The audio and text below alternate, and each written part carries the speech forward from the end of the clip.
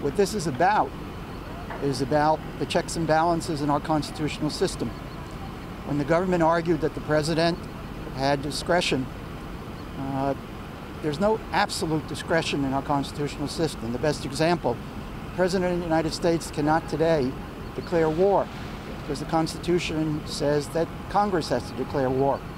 And the judge was talking about the process and wanting to know whether the President of the United States, in particular this president, because of his record and the two women poured out about his tweeting, of whether or not there would be a check.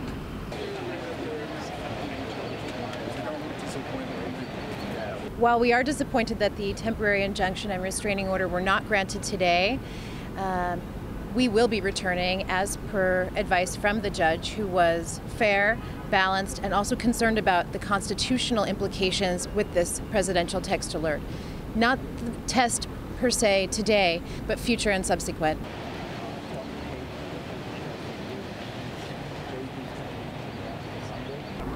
People do not have the ability to opt out of these alerts. And we have the emergency alert system in place that has been in place very successfully and functioning for many, many years. Why a presidential alert without, and as we heard from FEMA this morning, clear definition of protocol and committee to approve the president's messages is our concern and should be the concern of all the American people.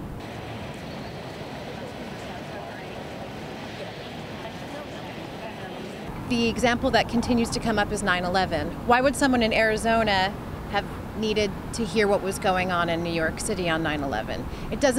It would just cause alarm and concern.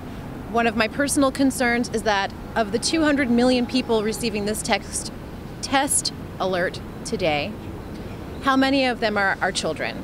4th graders, 5th graders, 6th graders, having phones, prepubescent, already in a compromised and vulnerable state of maturity, receiving potentially harmful, alarming, and traumatic information that may or may not be accurate.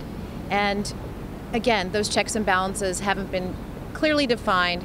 So minors having access to their phones being taken over is also a grave concern of ours.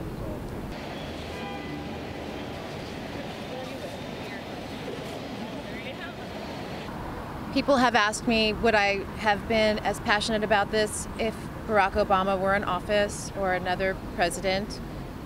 Yes, I would be concerned, but we do have to acknowledge the fact that even last night, we have a president who was making fun of Dr. Ford's testimony and sending out text messages very recently that, the numbers of people who passed away in the hurricane in Puerto Rico were incorrect. This is not the traditional way a commander-in-chief addresses a nation. And understanding that we are in a digital age, there needs to be clearly defined regulations and commissions in place